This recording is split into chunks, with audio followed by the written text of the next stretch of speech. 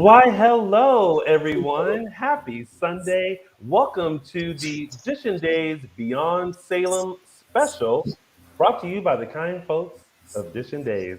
I'm your host, Tony Moore, and I am joined by my gaggle of gals, all returning from Zurich, Miami, and New Orleans. We have, with a brand new haircut, Michael Mattis, how are you?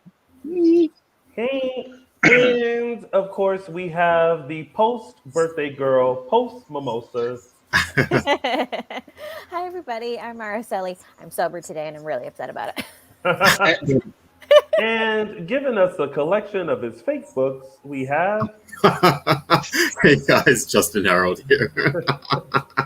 And of course, you guys, make sure you follow us on all social media platforms. We are Dishin Days Show on Facebook, Dishin Days on Instagram, and _ Dishin Days on the Twitter. The @ is still looking for the emerald stone for the the Alamainian Peacock. And of course, you guys can find us on all of your favorite podcast stations. We are on Google Play, iHeartRadio, Spotify, and Apple Podcasts, and wherever else you can find your podcast. Also, while you're here, make sure you subscribe to our YouTube channel. Click the subscribe button, hit the bell, so that way you can always know when we're going live. And of course, lastly, buy merch. That's right. Make sure you go to dishindays.threadless.com, buy yourself a t-shirt, a beach towel, a mug, anything that will make you feel real good about dishing the dirt on days. All right. So, you guys, what a very eventful week, because we not only had the regular Days of Our Lives show, but we also had Beyond Salem, which was the spinoff. What were your overall thoughts of Beyond Salem? I really loved it. Yeah, 10 out of 10. Yeah. Mm-hmm. Yeah. Yes. I actually found myself rushing, well, not rushing home, but waking up early in the morning just to watch it. Yeah. So it definitely was a priority. Yes, I definitely didn't want to miss it. Oh, and of course, you guys, War Church announcements. Join us later when we have Zach Tinker, Sonny Kiriakis, joining us to dish all the things as we go beyond Salem. All right, so let's really get into it, you guys. It's time to start Beyond Salem. Time to start going beyond. Yeah. It's time to start going beyond. All right. So let's kick things first off with first thing I noticed. There was a brand new narration. Yes. We did not hear McDonald Carey. Oh wait, that's right. McDonald Carey, right? Mm-hmm. Yes. We heard another familiar voice, Miss Deidre Hall, giving us the like sound to the alibi. So are the days of our lives. Yes. People were so upset about that. Oh, really? For whatever reason on Twitter, about how it sullied the McDonald Carey's legacy and that blah blah, and it's like, no, it doesn't, because he's still on the main show. Yes. It was appropriate for someone like Deidre. I would have also said, Drake would have been a good like one of those two. I mean, they are the legacy couple right now. They are the when you think Days of Our Lives and you see those two, it makes sense. So the fact that they had Deidre do it, it made sense for this. So, I didn't understand the brouhaha that I saw. The backlash of it all. I loved it. Yeah. I loved it because it doesn't, no one's taking away from the original cast, but they've been gone for a couple of decades now, okay? And no one's replacing their voices, but it's just like, this is, 5 episodes. Chill out just a little bit. Deidre is right now one of the longest running cast members on the show. So that's her that it makes sense for her to be the voice. I feel like it might be Susan Seaforth Hayes. I said one of because I wasn't sure. Yeah, I know that Deidre's been on for 40 straight years, but you're right. Susan and Bill might have a couple more years on her. Yeah. And also fitting that Marlena sort of has that similar, not trajectory, but also like place in Salem as sort of McDonald Carey did. So, I mean, I don't know. It's a spinoff. It's not Days of Our Lives. They didn't replace him on Days of Our Lives. I don't know what the complaint would be about. This is a spinoff show. Things are going to be different. They're going for a different look and feel. And much to do about nothing, it seems. I mean, I thought it was appropriate for Deidre Hall to be the voice, especially for the spinoff, because there's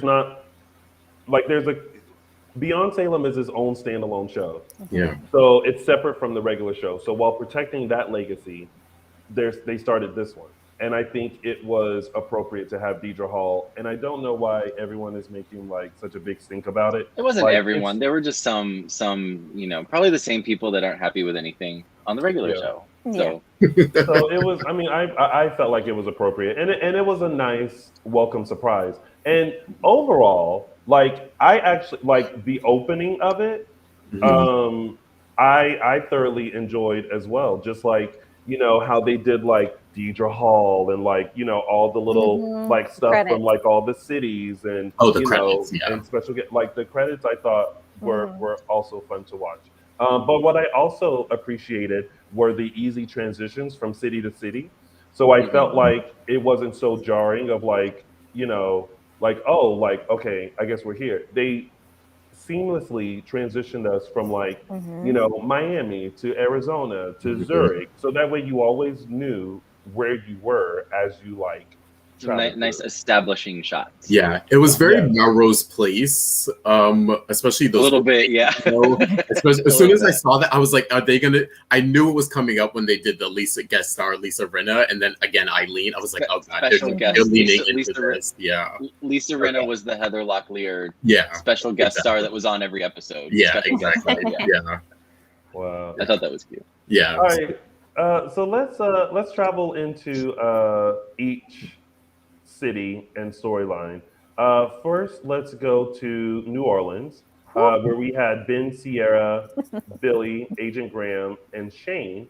The show opened up with Billy portraying Princess Gina, which I have to say, just the overall like scope of this particular storyline, I love the fact that they use Princess Gina's history in order to explain who stole the Alamainian Peacock and when. I love the fact that they had like the old pictures of Princess Gina in the folder. And I love that it kind of opened with that. I will say this little tidbit. I really, really, really wish that Christian Alfonso was a part of this to kind of explain why she's been missing. I almost would have loved if Lisa Rinna and Christian Alfonso were like the female Black Cats. And they were looking for it. No shade towards Peter, because I thought he was. Oh, he was great. He was great as Agent. I can't say enough good things about him. Yes. But my first thought was I love the tie-in with Princess Gina, but I kind of wish that Christian Alfonso was a part of it, just to give us something to explain her absence in Salem. But hey, we can put it out into the universe. Say, hey. Maybe we do this again, and maybe this is an idea. Yeah. Manifest it. We're manifesting right here. Well, listen, I get that Billy and Hope were not friends, but if Kristen and Marlena they were back and forth though. They were friends originally when Hope came back as Gina. Her and Billy were actually very good friends, and it was the idea of sort of Bo breaking up their friendship that was a big plot point. So they actually were friends originally. Yeah. Now here's something that I do have one teeny little complaint when Billy was being introduced to Ben and they were explaining his family history. Yeah. Why do they keep forgetting Chelsea? Thank you. I was Sierra screaming. has a sister, and she's always forgotten. Yeah. And she was on the canvas for years. How do we keep forgetting that she has a sister out there? Billy has a child. So what would you like? There. Okay, so you would want Chelsea on? I don't understand your. I just wanted her mentioned. The fact that she wasn't even mentioned. In the explanation of, you know, she was married to my dad. She was, you know, they were involved. You know, they have all this history, and they conveniently forget the biggest part is that she gave birth to Sierra's sister. Yeah, that part was clunky because when the first thing she said was, "Oh, this is Billy, Kate's daughter," and I was like, "Oh, that's it's correct, but it's a weird way to sort of describe her as opposed to saying this is Chelsea's mom or this is my, you know, or she was with." Again, she eventually sort of said she was with my dad X amount of years ago, but that part was a little clunky. I thought she wasn't a random ex. Yeah. No. I always wish they would bring back Chelsea, who was played by Rachel Melvin. Even if it's just for a little bit, even if it was just for a spinoff, it will just be great to know like what other characters are doing. You know, like when they're not on the canvas, you know, of the main show. Yeah, that's my sticking point. Like I don't like she doesn't have to come back. They can bring her back or not. You know, would I prefer it? Yes, but the fact that she's not even mentioned is a real sticking point for me. So with this part of the storyline, you know, Ben and Sierra were in New Orleans, and first of all, side note, a lot of fans were confused because they were trying to synchronize it with the main show. I think some of it synchronized, but some of it did not. Yeah. So I think there was only one storyline that it was the only part that carried over were Abe, Eli, Lonnie, and Paulina, and that was very clunky in the way that they did it. They just said, "Ooh, we had a time in New Orleans," and that was it. Yeah. They had a time in Miami. I'm in Miami. Sorry, yeah. So, but Ben and Sierra were in New Orleans. They ran into Billy, who was dressed as Princess Gina, and kind of got roped into this because one of the stones that was needed for the Alamainian Peacock was in New Orleans. And Billy was tracking a tip on it. What I loved is that because Ben and Sierra were involved in this, and because Sierra is the daughter of Hope, who was once brainwashed to be Princess Gina, she got to play Princess Gina's daughter, Princess Greta von Umberg. And then Ben got to play Austin, and we all remember that time, which I totally forgot about the whole virtual reality she had to go through to prove that like she was worthy of being a princess.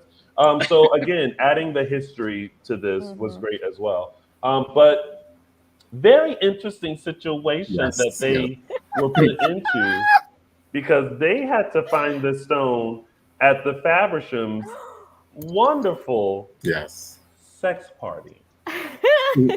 What did you guys think of this whole storyline?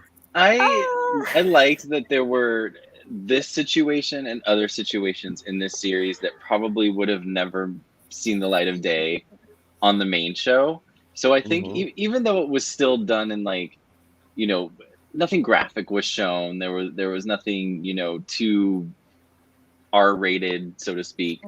They still went places that I don't think the main show would have gone, which I appreciated. So yeah, and clearly Sierra seemed a little more comfortable with it than Ben did, definitely, which was kind of funny to see.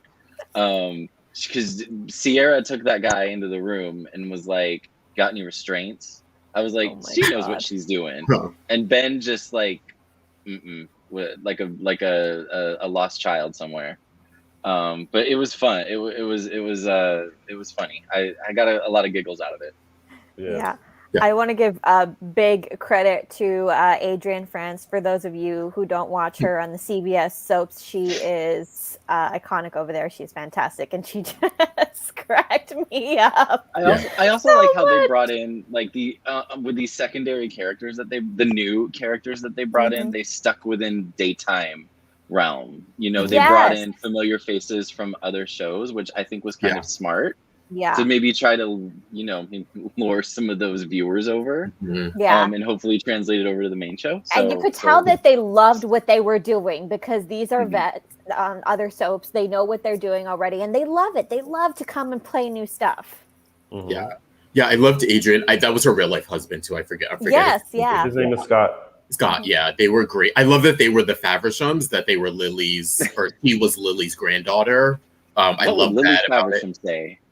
Yeah, I love that they wrote that in. I also like that. Part of me was I found it a little bit less believable that they were going with Greta and Austin, and then I'm glad that they had the granddaughter be like, "You're not Austin. I know you're not." Blah blah blah. I took a yoga class with Austin. That was a little clunky, but I was just like, well, that in the 25-year age difference, that would, it was kind of like, oh, okay, well, they wouldn't really be Greta and Austin, but okay, we'll go with that. Yeah. But so I like that it wasn't, they had some intelligence to them, and I just love that, again, Beyond Salem kind of pushed the envelope a little bit more, because as Deidre Hall said, we're on Peacock. And so, at that sex party, there was something for everyone. There were straight couples, there were gay couples, and everything in between was happening. Did you see there was a scene where, and I don't know if this was supposed to happen or if the two background actors just decided to steal the show. It was, and I can't remember her name now, Adrian Franz and Ben. Rob Wilson, and in the background, this guy was literally carrying this woman, and even Rob Wilson kind of went. Yeah, he did do a double take of one. I was like, "What is going on?" I'm just curious if they were instructed to do that, or if these two actors were just like, "You know what we're gonna do." Yeah, this. That was kind of the common thread throughout the show, throughout every episode, where it was. It was still days where, it's, we're not showing R-rated stuff, but everybody seemed to get a little more handsy. Yeah. This is a rental. Yes. As now, he Ben ripped off the shirt and stuff like that. It was just great just to see them kind of go for stuff. Like, this whole scene, I think, would have never been on NBC. But, the fact that they were able to do this, I think was great. And try to get the stone by any means necessary. I mean, he got tied up, and, very reminiscent of, remember when, was it Gabby that tied up Leo? Leo, yeah. Yeah, it's very reminiscent of that. And yeah, I mean, the whole scene was good. And then once they got what was needed, they just exit stage left. Like, we gotta go. I have some princess duties to do.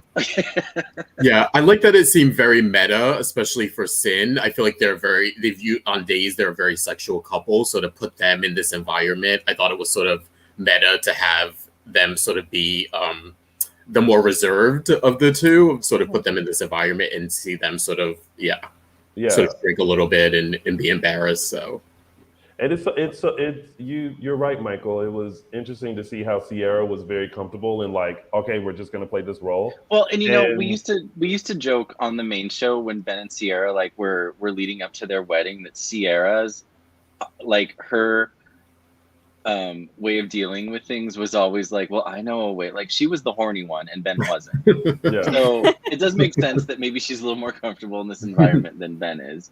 But just thinking about it, I'm like, oh yeah, Sierra was the randy one all the time. So because Ben was just always like, too many hands, right? I need an adult. So then it was interesting because once they got it, and then Shane came to collect the stone. First off, I have to say, and I'm sorry, I was a little annoyed again by bringing up that Ben was the necktie killer. No, you can't be annoyed by that. You cannot not be in this scenario. No. Well, and then I realized. I mean, you can. There's a point to it. But it's just that, like, even in the main show and now even in this show, it's like that history is always brought up. It's a big deal. He killed multiple people. Okay, but do we? But it's like, do we always bring up everything that all the characters have always done? Have all of the characters all killed 3 people? We keep everybody. Julie keeps bringing up Gabby killing Nick. When will that die? Well, not as, like Nick it's not like deserved every. Well, Yes, not like he every deserved time Julie sees Gabby, she's like, "Hey, killer."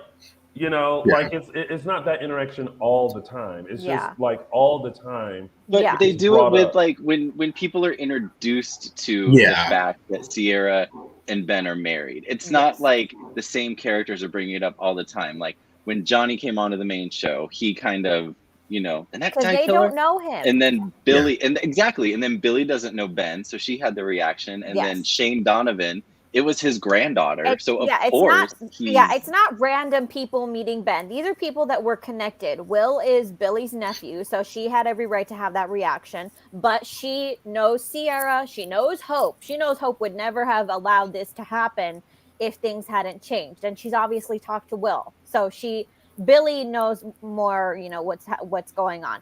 Shane has every right to never forgive Ben. And I was waiting for that interaction because we forget that Eve is Shane's daughter. We forget that Paige was his granddaughter. Obviously, he probably didn't have that much interaction, but she was his flesh and blood. And so we forget that you know, he has every right to never forgive Ben. Eve and Shane are the 2 people that have every right to never forgive Ben, to never understand that he's changed. But they are like, you know what? I don't need to see him. I don't need to know. But I've had lingering questions of how much of what happened in Beyond Salem, not the actual storyline, but all of the events that happened. How are the emotions going to carry over into the main show? And I think that this is one that actually will. Ben's interaction with Shane. At least I hope it will, because Ben looked very shaken from that interaction. Well, he was shaken because the first interaction was like there was no like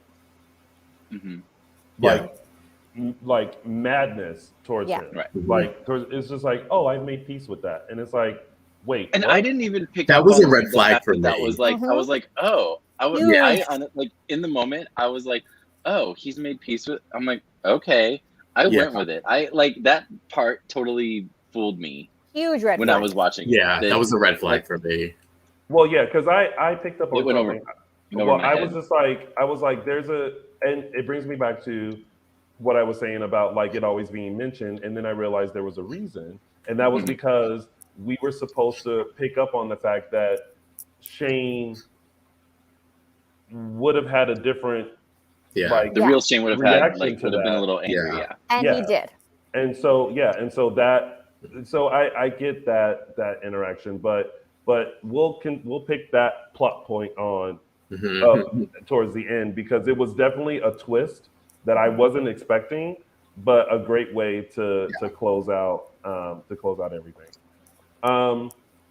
So now that we've finished traveling to New Orleans, let's travel over to Phoenix, Arizona, with Sonny and Chandler, Sonny, Will, and Leo. But before we dive into it, let's bring on our very special guest. He now plays the role of Sonny Kiriakis in Beyond Salem, and we have some burning questions for him. So let's bring in Mr. Zach Tinker. Hey, hello, Zach. Hey, Zach. Hey. How are you? Thank you for coming on. Swell. It's a very calm, quiet Sunday morning, so I'm good. Very relaxed. Love that. And digging the stash. Thank you, man. I'm just rolling with it. I'm sure at some point I'm gonna be forced to shave it for whatever I end up doing. So I'm letting it grow as long as I can for the time being. Do it. Just let it grow and just see what happens. Right. It's a little 1980s porn starish, but I'm rolling with the punches at this part. Well, we were super excited to see that you were cast as Sonny, and that Sonny would return for all the stunts and shenanigans that happened in Beyond Salem. But before we get into all of that, we always like to ask the newest additions to Days if they've ever auditioned for Days before, and if you did, do you remember the role? No, I don't. I had gone in, I think, one or two times before. One I got really close for. It was like me and two other dudes. But I can't remember what the name was. But I had been in quite a few times. Mm-hmm. Yeah. So I had like known, like I became very friendly with the casting director and stuff like that. Yeah. So everyone has been like singing your praises as coming in to Sonny, and I know it's like I know it has to be terrifying to come in not as like an original character, but you know, going in as someone who has already been established. For you, what were your initial thoughts going in, you know, to play Sonny? About the role, about the character, about the show. I had so many thoughts. Initially, when I went in for it, it wasn't. I had no idea Beyond Salem was a thing. Yeah, it was to be Sonny's love interest for 5 episodes. Got it. And then at the callback, I found out it was, or maybe it was actually when I booked it. I found out it was to be Sonny, and that it was this Beyond Salem spin-off series. I was like, okay, great. And it was like it's like 2 weeks away, whatever, great. And then they send me the scripts, and they were like, so, how you feeling about day one shower scene? And I was like, and they were like, yeah, and like, what'd you think of the drag show thing? And I was like, I didn't know about any of this. So then they sent me the scripts, and I was able to see it, and I was like, wow, this is crazy. Yeah. And then I just got really excited from there. I mean, I can't imagine there's going to be any other circumstance in my acting career where I get to do drag or like this kind of storyline. So I just soaked up every minute of it because, like I said, I'm sure it's the only opportunity I'm going to get to do something this wacky in my entire life. Yeah. I was just going to ask you about your prep time for this, Zach. 2 weeks is fast. Well, especially for a show that was going to be already moving so fast with a cast of mostly veterans. Right. Were among. So how did you prep for Sonny? Because you had very little time to prep for the show itself, right, which was already going to be on full speed. But then you're playing a character who was on the show for 10 years before that. Right. It was, you know, I luckily had kind of been through the ringer before with Y&R, so I kind of knew what the process was. And I was working on another Peacock show at the time, so I was working on that show and then prepping for this show. So the Wikipedia page for Days of Our Lives, very helpful. Just like Google searches and like forums and people talking about it, and then I watched some clips. But more or less, like, and I guess it kind of worked out in the end, but I just kind of threw caution to the wind and was like, look, I know I already kind of look like the guy. That's why they cast me. If I can kind of get a general sense of who he is, and then after that, like, I'll just do what I do, and hopefully people like it, and we'll see what happens. And I guess it went well. So it was great. So happy about how it went. Yeah. When doing the preparations, Zach, what did you sort of internally as an actor think I'm going to add to this role to sort of build on the foundation of what you were finding, whether it was Wikipedia or YouTube or right? I didn't know if I wanted to add anything. I think my main thing whenever I start working on a character is like trying to see their viewpoint and where I feel most sympathetic for them. So for Sonny, you know, I've dealt with, you know, partners in the past. I mean, I was in college, but I had someone I was dating who, like, I was pretty dang sure was seeing someone else. And like I feel like a lot of that have dealt with trust issues and how vulnerable that makes you feel. And I had gotten episode 101 and 102 initially, and then I think 3, 4, and 5 came like 5 days before we started shooting. Oh. So I mostly was building the character off of the first 2 episodes, and so mostly what I was focusing on is like that vulnerability you feel when you think someone's taking advantage of you that you really love, and how terrible it feels. So that was mostly what my focus was focusing on his insecurities and vulnerabilities, and like authentically really how awful he would feel in this scenario. You mentioned YNR earlier. You were on YNR for quite a bit. There was a YNR connection in your storyline with Greg, and did having that connection help you get a little more comfortable with this show? I don't know how often you guys work together, or if you guys did it all on YNR, but yeah, not very often. But Christian LeBlanc is who played my dad. Kind of brought us together when we were, because he's the most social human being. Yes. Friendly with everyone. So he got me and Greg and like everyone to hang out outside of the show and to get to know each other. So when I came in, having Greg there was like a huge safety cushion, because I was like, oh, even if I make an ass out of myself, can I say ass? Yeah, of course. It's not a kid show. There'll be somebody there who like I know is like on my team and will root for me. So, like, I felt fine looking dumb if that happened to happen. What would you say?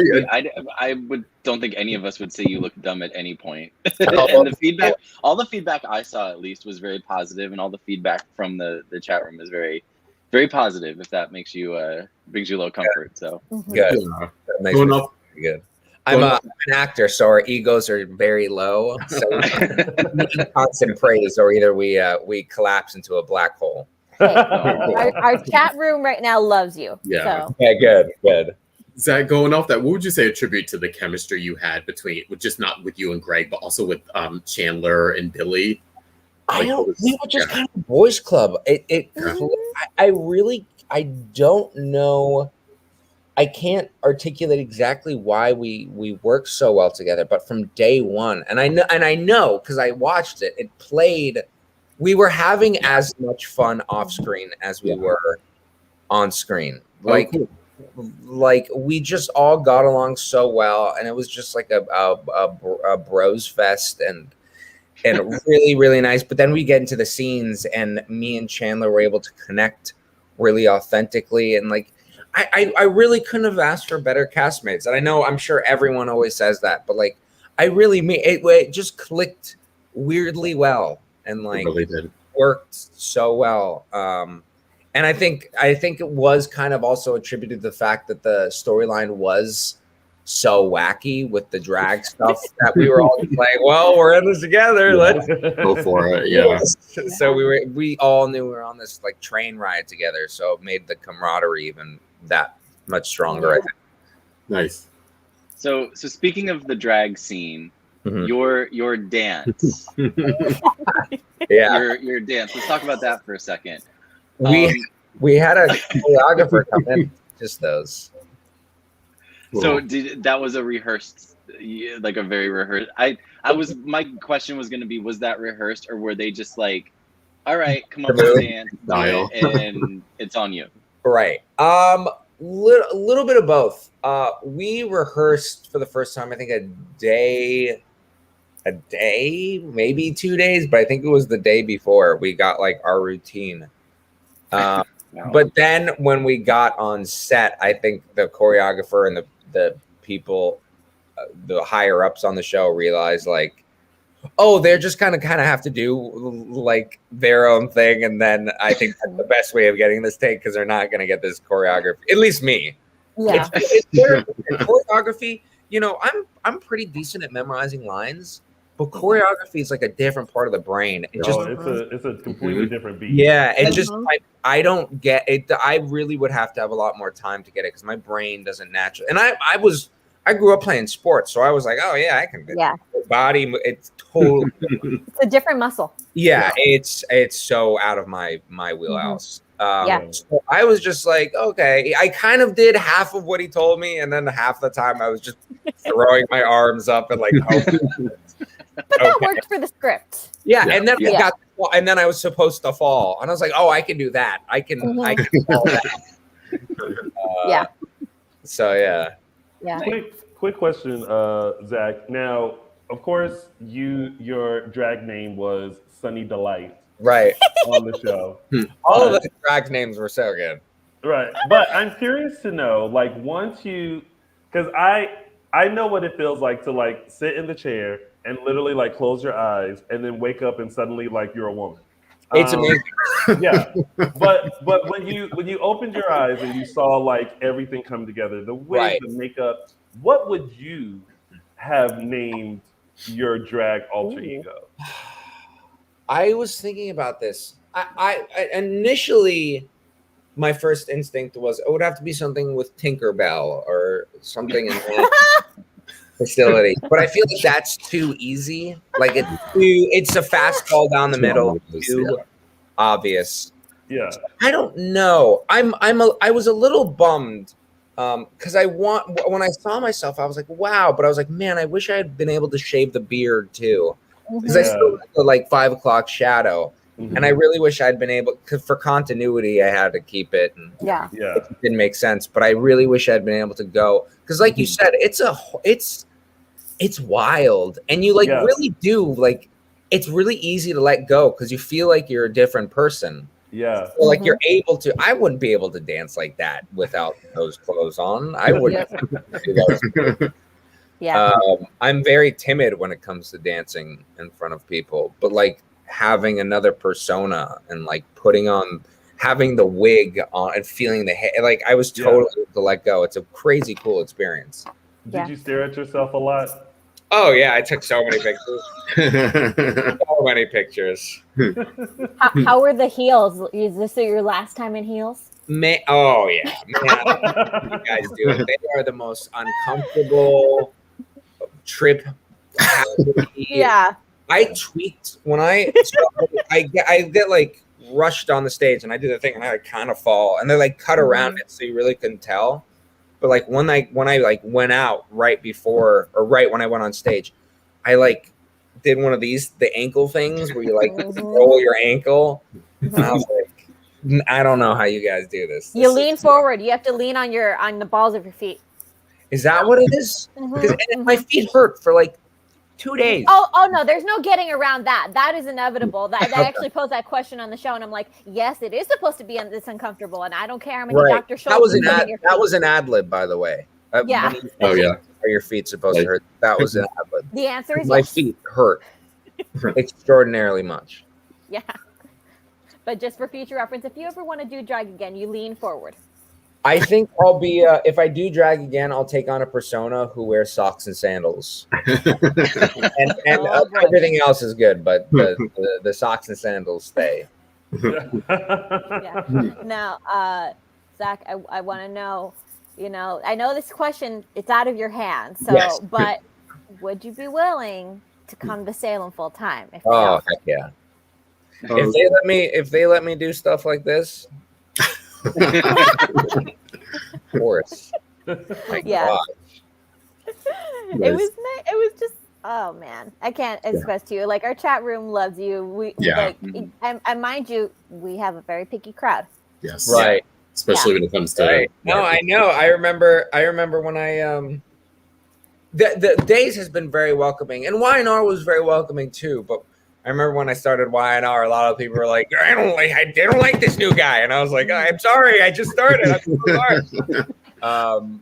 So I know, but these shows are legacies, It's like it's part of the game, man. You get in the game, and it's like, it's like in the NBA, if a team trades a really good player for another really good player, if the new player's kind of not very good, you're gonna be a little pissed off.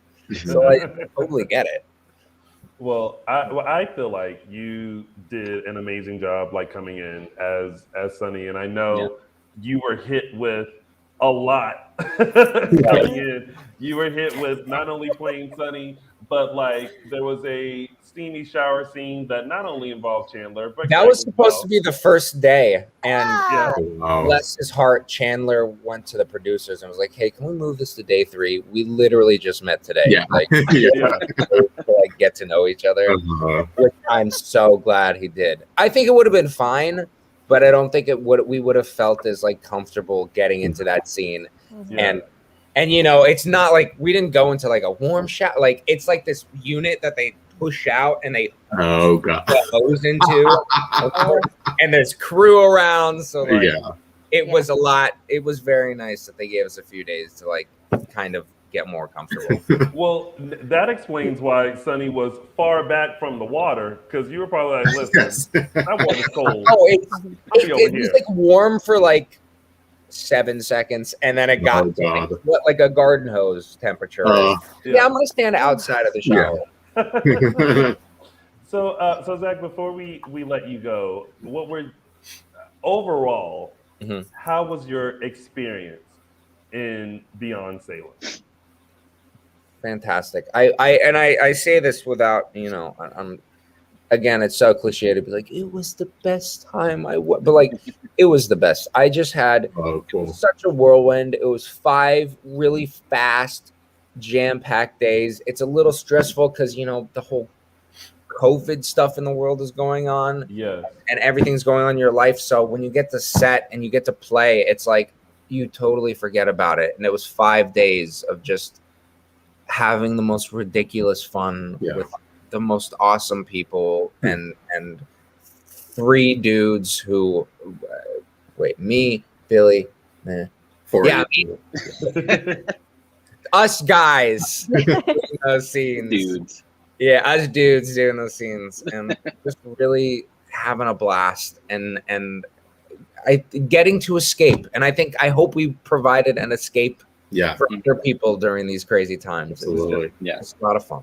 It definitely was an escape, and I think a lot of people really enjoyed it and just really enjoyed like the campiness of it, the pushing of the envelope, because a lot of this stuff would have never made it to NBC. No. Half of Greg's one-liners. Yes. The deep throat line. I read that in the script the first time, and I was like, "What?"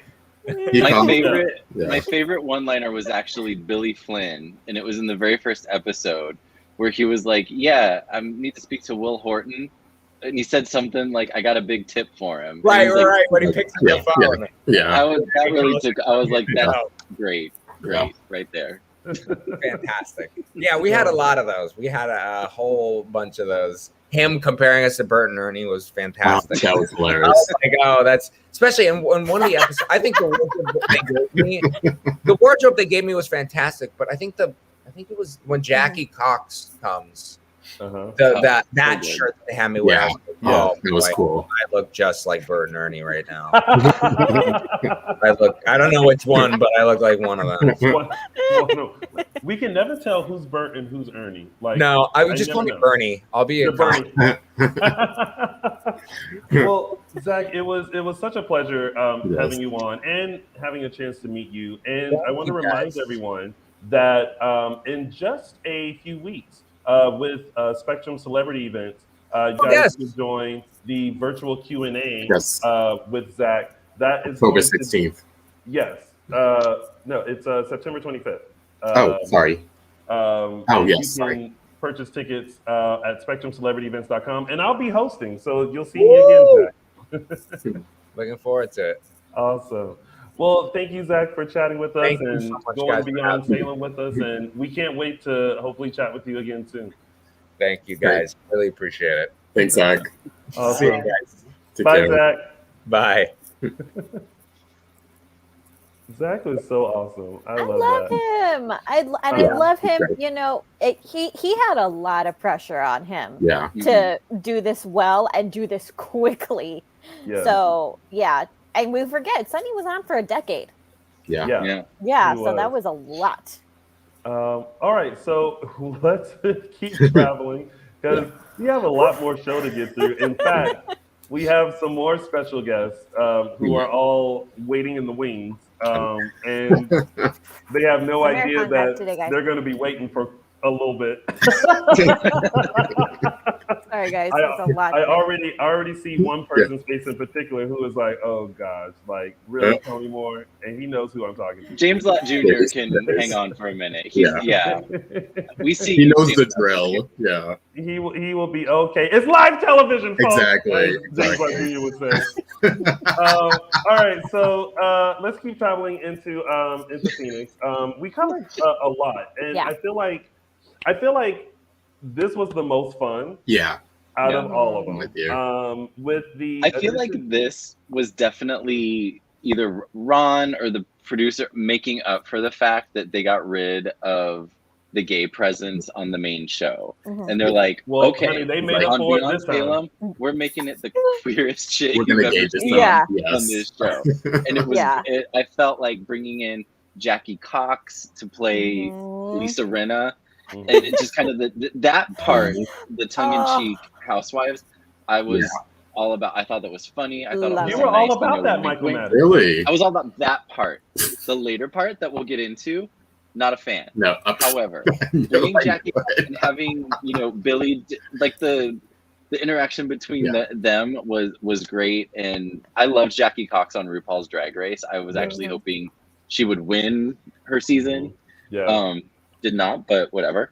But and just and then having Roxy Wood, who I know loosely through Tony Moore here in West Hollywood, been to bingo with her many times, hosting many times, and then seeing some other drag queens that I know from WeHo get some screen time. I thought this was just like phenomenal and the best part of the show. Yes, guys, can we talk about Billy winning that competition and how Bill? I was shocked. First of all, I was not shocked.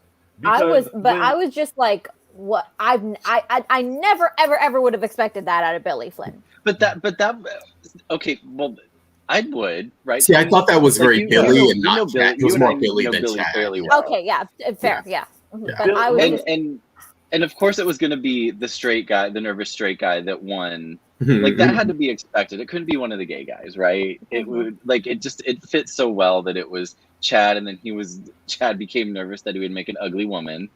He ended up looking like the father from the Birdcage at the very end of the movie. That's okay. But like a prettier younger version. And it all just, I don't know. I thought it all fit so well. It all came together so well. I felt them going to the drag club. That episode, I never laughed so hard the entire time. Like from the second Sonny came out as Sonny Delight, and there was such a progression. So Sonny Delight came out very timid, very nervous, like unsure, falling. Then you had Will come out, who was a little bit better. But I don't know what switch happened with Will, because he got that kiss on the hand, and all of a sudden he was like, I'm in it. Bam, bam, bam, chicken, bam, bam. And I was like, you could tell this was Will like fulfilling a dream of like, this is not something he would have done but probably always wanted to do, and it's like, okay, I'm gonna go for it now. I liked that he was like, I thought my name was gonna be Wilhelmina Shakespeare. I was like, that's funny. That's funny, right there. But the shade of it all was calling him Amanda Bottoms, and Twitter went into a frenzy, and they were like, if we ever wanted to know what Will was, he's a bottom. That's why they named him Amanda Bottom, because Will is a bottom. I was like, was that a secret? Well, I mean, we don't know really, but they didn't go in that. If you were going to venture a guess, I don't think. That was a lot. And then, of course, the grand finale with Miss Belinda China Shop. Yes. And Billy fully embracing and fully embodying like everything. I told Billy, I was like, you're welcome, because I feel like I taught him well. He watched me do so many Beyonce performances and stuff that took away from that, and so I appreciate that. So you're the unofficial coach. And then, of course, probably from our previous host, Mark J. Freeman, who we all know as Lorraine Love. I'm pretty sure watching Lorraine Love, he took some tips from her as well. But they fully embraced it. But I love the fact that Beyond Salem included Will, Sonny, Leo, and Chad into the storyline. And that we got to see and I think we've all been wanting to see this, just something gay. Yep. Because if you're going to have gay people, you have to have places where they hang out. And it was authentic. It wasn't like a joke. It wasn't like caricatures of like gay characters. It was legit. It was authentic. It was very well done. Exactly. And just everything about it.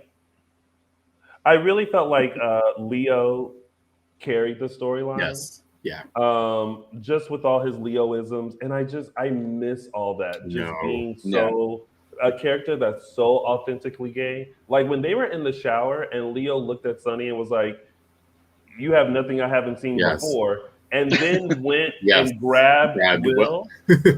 I was like, he said Will's got plenty to share or something like that. It was very I was like, wow, I miss Leo in that, but it was definitely intense because like it kind of started off with thinking that Will was cheating on Sonny, which then led them to Leo, which then Leo led them to Jackie Cox and and I love that part too with Lisa Rinna and Jackie Cox. Yeah, and her being like, I don't know who you're. I don't watch that show. I've never seen that.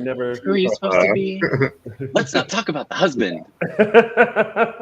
All of that was great. I mean, this segment, the segment was like the funnest of them all. For sure.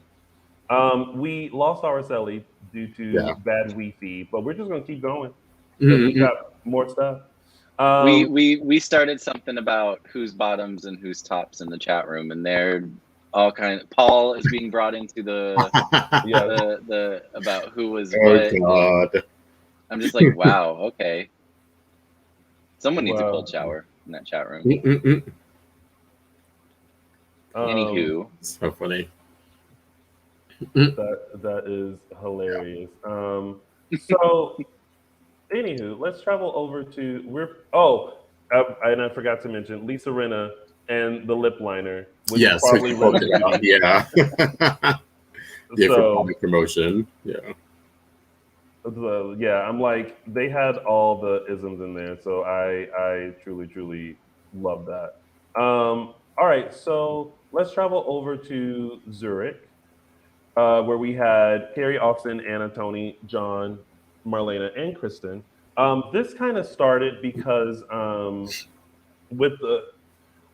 with the whole like Carrie and Austin and their marriage is in trouble, and then also John and Marlena being talking to Shane about the whole Alamainian Peacock, and then they both ended up in this auction, where everything kind of starts, which is a fight for the sapphire necklace. Sapphire. What is your overall take on that? Because at first I was just kind of like, Anna, like calm down, like you're being very Anna, like there's stuff that they're dealing with, like let's not go after the necklace, like there's a reason why this necklace is needed. Yeah, I thought that was a little not out of character. Anna's tempestuous and marches to the beat of her own drum, but I think the fact that John was saying like I need it for something, I felt like Anna would have been a little bit more accommodating it seemed a little bit off, but I did like her tenacity of like, this is a way that I can help my daughter in Austin and I'm going to do it. And John be damned. Like I'm taking control here. So that part of it I liked. I thought it was a slightly out of character for Anna just to go against John in that sense, but it was Anna. It was Anna. I liked having Carrie and Austin back. Those two, good to see them. Like Austin and Carrie and Austin Peck and Christy Clark, like they're like, comfort for me when I'm watching Days, because they were such a big presence when I first started watching, and then for years after that. And so, and their chemistry hasn't changed. They still look like they were able to kind of step into those characters. Austin's still Austin. Yeah. Just a little more aged. He's aged very well. And as has Christy Clark, and seeing them, interact with, their parents and John and Marlena, it was like family. It was nice. I liked it. It was nice, to see the two sets of parents and all the history there. It was really good. And I kind of like that Austin used the Wraith thing. I kind of like that was brought up. It wasn't a huge thing, like we're going to break up or like this is a threat to our marriage, but I liked that if they were going to argue about something, it seemed fitting that he got drunk and sort of said something he shouldn't have, and bringing up the Wraith thing sort of made sense there. I thought it was a nice tie-in. Yeah, me too. And then, so Anna gets the necklace, and someone comes knocking at the door with her ruler intact. But did Anna not find that suspicious at all? Yeah, right. Apparently not. And side note, who still writes checks? Who is still writing checks? The only check I write for charity. Other than that, like, and when we for donate, charity, I guess. But I love seing Eileen back as Sister Mary Myra. I don't think is a character that they had Stacy bring back on the main show, right? They brought her back as Susan and Kristen. Yeah, but I don't think we've ever seen Sister Stacy as Sister Mary Myra. I don't think Stacy. So this was a nice revisit to another one of the pseudo Kristen characters that's been missing. And I actually suspected that that's who they were going to bring Eileen back as, and not Kristen. I was wrong, but they did incorporate a little bit of Sister Mary Myra in there, and Eileen has not lost it in terms of that character. Yeah, it's been probably 20 some years since she's played that character, and just the tightness and the perfection, everything. It really tickled me. Always with the fake teeth, though. Huh? Always with the fake teeth, though. Whether she's playing the nun or she's playing Susan Banks, always with the fake teeth. That's their family lineage. Yeah. And, they all have bad teeth, and no one decided to correct them. No one. Yeah. No orthodontistry in that family. No. I'm with you, Michael. There was some ambiguity whether who she was playing. So part of me thought maybe like she was going to come back as Penelope, like an alive Penelope, maybe. But Penelope's dead though. Penelope drowned in the pool. Remember that? An alive Penelope. Yeah. But it was interesting to see her come back as Sister Mary Moore, and then the reveal, of course, is Kristen. And transfer into Kristen. Yeah. The reveal in that red dress back again. Yeah. I thought it was interesting to have Eileen Davidson come back in, and I was talking about this with James Lott Jr. and it was kind of like there's no offense to Stacy Haiduk, who's currently playing Kristen. Mm-hmm. I think what they wanted was as much hype about Beyond Salem as possible by adding in Charles and Eileen and Lisa and and Christy and Austin and all these people that haven't been on the canvas for a while. Mm-hmm. That to get the biggest hype, that's the direction that they went with. But it was great to see Eileen Davidson on, and especially coming in first as the sister, and then as her, and then the part that Michael Mattis absolutely hates. The worst for me, the absolute worst scene of the entire 5 episodes was at that table. Really, Michael?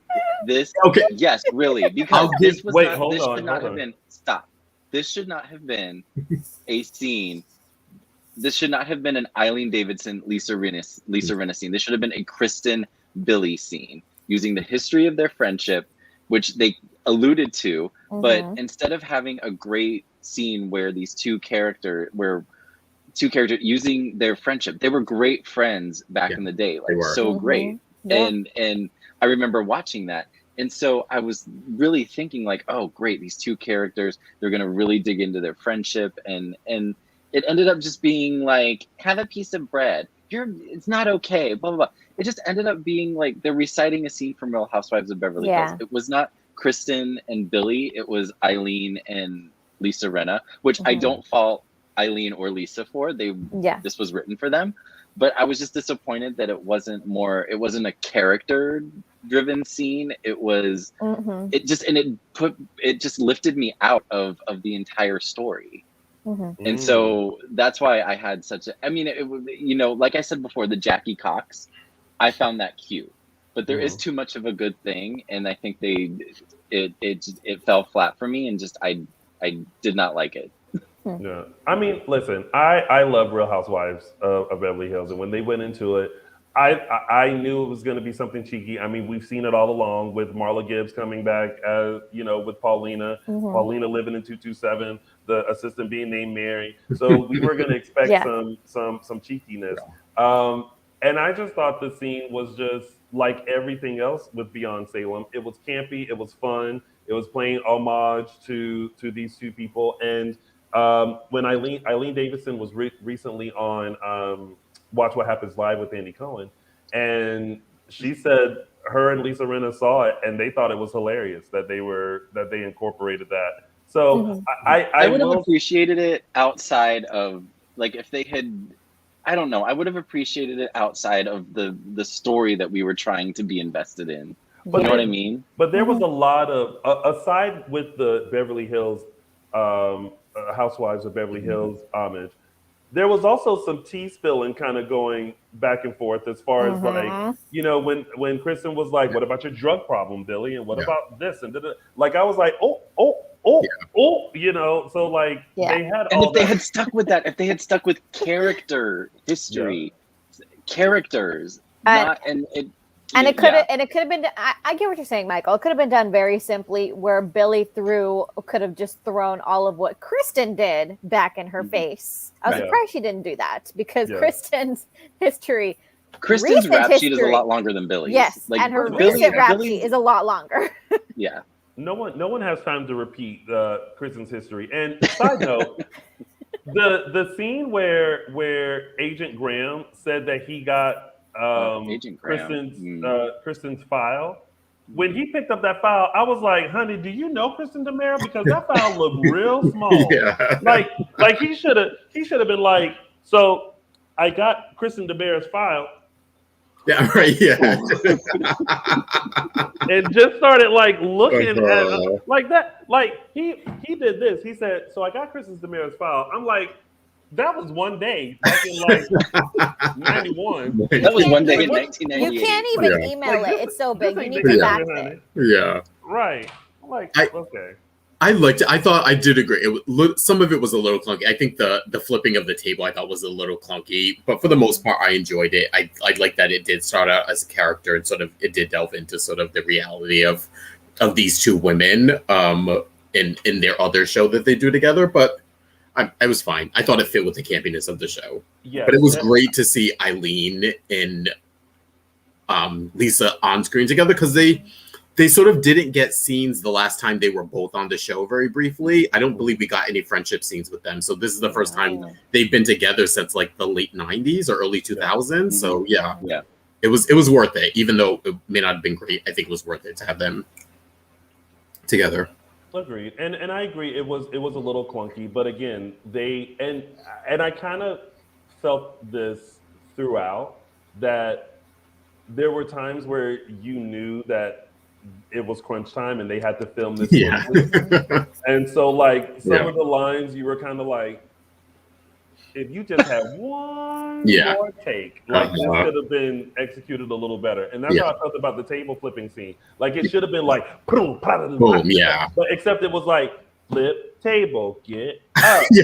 Well, and they also weren't using stunt people, so like I'm sure Eileen didn't want to, like, she had to flip the table over onto Peter, and that was actually, and I'm sure she didn't want to like hurt him, so it had to be a more gentle table flip than like the table flip Lauren Koslow did years ago, where she like literally flipped the thing. It couldn't be like that because it was flipping onto him, and I'm sure they had to be like, okay, so flip the table, but be gentle, so don't hurt the man, and don't blow his dick off either. But you know, right. We missed that part that she was holding the gun to his private parts. I'll turn him into a Ken doll. It's family jewels. But the big plot twist in all of this was wait, before I get to the plot twist, let me tell you what I could have did without. What? I didn't need Agent Graham and Billy to have a thing. I could have dealt with that. I was okay with it. I know. I wasn't mad about it. No. I was actually like, I was like, Billy, you go get your hot man. Yeah. No, the only reason I was okay with it is because they had chemistry. It could have been just flirting, like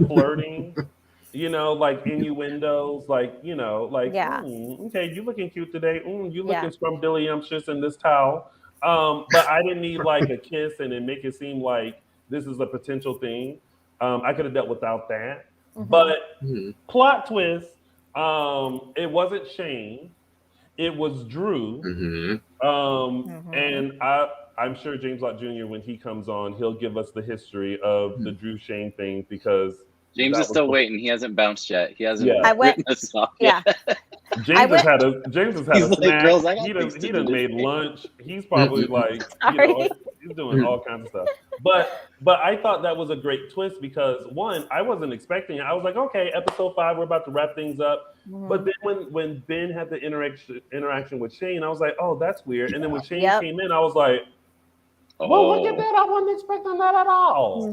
I didn't immediately. Oh, go ahead. Sorry. And I was just saying, it's just another way to add another character, another situation that is familiar in the Days. And a lot of fans weren't expecting it. That was kind of a twist that you actually really didn't see coming because a lot of fans weren't watching back then. They reached way back. They went farther back than I wasn't expecting Drew, even though once Carrie said it, I was kind of like, oh, baby, Drew popped in my head, but I actually thought it was going to be the mask thing. I thought they were bringing that to I thought it was going to be a mask. Yeah.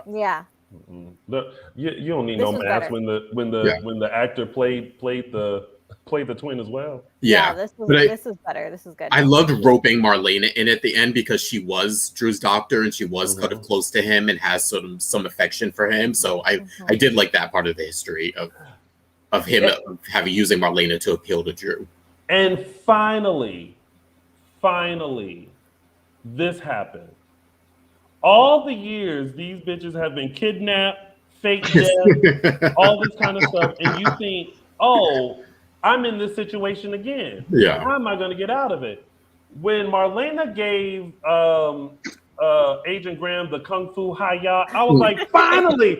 As many times as you've been kidnapped, you should have that skill already. So when she was like, boom, but then it got a little clunky again because it was like, boom, run. And I was like, there's only so far you can run in there. Or the fact that she pulled out the gun on it. But still, I was like, it needs to be like, bam, there needs to be happening instead of bam. I will say it was good a few minutes before when she pulled out the gun. That was quickly. That was an appropriate reaction to him sort of trying to get away. And then we got the second twist with Kyle Graham, who was not Kyle Graham, who is guys, can you pronounce this? I can't even pronounce that name. He's Dimitri. Oh, it's the last name. It's Von whatever that was, which was basically a long story, long-winded way of saying Carly and Frankie's cousin. Yes, because Carly and Frankie are not. That's not their original surname. They're which I love that they incorporated that. I thought that was really. I like that part of it. And then also the other thing was that Leo had switched the emerald. So Leo is the hero. I didn't see that coming either. So the world domination that they are trying to blow up the world that they were trying to do, or the cities or whatever, didn't fooled work. By Leo. It was like boom, boom, bang. It was not. I'm done by a loving con artist. Yeah. Right. So that was great. Overall, who that is what happened. You said boom, boom, burr. Yeah. That's how It's a new theme. It's what we gotta add that to the theme. Yeah. So listen, but before we get into our last overall thoughts, I thought it would be great to have some Days fans that that I'm familiar with to come on very quickly and just give their overall thoughts on Beyond Salem and this Days of Our Lives spinoff. So I am first going to welcome. Oh wait. Okay, I was gonna do that, but I'm gonna shift gears here. I'm first going to welcome Adam Noonan, who has been a longtime fan of our show, and was also on Days as well, walking in the background. See, he was doing a little shopping in Horton Town Square like I was at one point. But it's going to be interesting to hear because people hear us all the time and our thoughts and all this kind of stuff. So now we get to hear from other people. So we're going to welcome Adam on. Hello, Adam. Hey guys, how are you? I'm doing good on my lunch break from work. Oh, you better! Oh my man. God, you've been sitting there forever. Like, did you have one? I don't want to go back. Oh, so really quick, Adam, give us your overall thoughts on Beyond Salem. What did you think? I definitely thought it was a lot of fun. That it was an event series. I enjoyed the whole aspect of every single day getting excited to come home and see it. That it was separate from the other show. I liked the nostalgia with it, that you got to see all the old characters, and I really loved that. I love that they brought back Eileen, which was like a big draw for me or whatever, because I absolutely love her. I love the gay story. I just loved the whole thing, to be honest. It was just a really good thing. I'm excited to see where it could go, like Beyond Salem in the future. Like, what else could they do with it? They do. I wondered if they could do like a Christmas special sometime, or could they do? Oh, that'd be great. Something every once in a while. Like, I don't think they could do it every month or anything like that. But, like, maybe they could come up with like special things like Christmas or one thing. Eileen stuff that I wanted to touch on was that I thought there could have been more Eileen Davidson for me. I was only in like 2 episodes, so I'd love to see her. Like maybe do a Susan story or something like that, or Susan stuff or whatever. So I always liked Eileen better as, I don't know, between like Chris, like I always loved Eileen as Kristen. Like she is like, oh, absolutely. Like, and Stacey, like, you know, has done a great job taking over, and now, you know, but back in the day when I was watching it, I always preferred Kristen over, like Susan was funny, but something about Eileen playing Kristen back then was just always the best for me. But yeah. It took me a minute to get used to Stacey when she first came on, because I was such a passionate Eileen as Kristen and Susan. Right. But so was Mr. Tony Moore here. Yeah. He came around though. Yeah. For a minute when Stacey first came on, because I was so upset that I couldn't believe, like I was literally shocked that they did it, like literally shocked that they did it. But I really warmed up to Stacey, and I really think that she's made the character her own, and I absolutely love it. Yeah. Agreed. About the way that Eileen plays Susan is the way that Eileen kind of, I don't think it's as big of a cartoon for me. I always feel like the way that Eileen plays the character is that she's playing it very seriously, and as if, I don't know how to describe it or whatever, but I would love to see her come back on like a Beyond Salem as that sort of thing. So. And I'm going to ask everyone this, so everyone who's waiting backstage, you know, have your answers ready. Is there a character that you would love to see kind of spearhead a Beyond Salem spinoff that we haven't seen on the canvas in a while? Well, they could bring Louise Sorel back if she didn't want to come back for long stints before as Vivian or whatever. I think even with the whole Alamainian Peacock, I think it was kind of. I don't even think they brought up her name. Did they even bring up her name? So I think that she's somebody I could see her bringing a sense of camp if they're looking to do something funny or fun with the show or whatever, like they did with this one. Should definitely be a good one. Yeah. Okay. Well, Adam, thank you for joining us and giving us your thoughts. We appreciate. I love that it. idea about a 5-episode Christmas surrounding. That makes me like, oh, that's a great idea right there. Araceli agrees. I do. I love it. I'm just like, and I'm thinking like even just the characters that we just saw on Beyond Salem, that would be perfect. Oh, absolutely. Switzerland at Christmas. Come on. Yeah.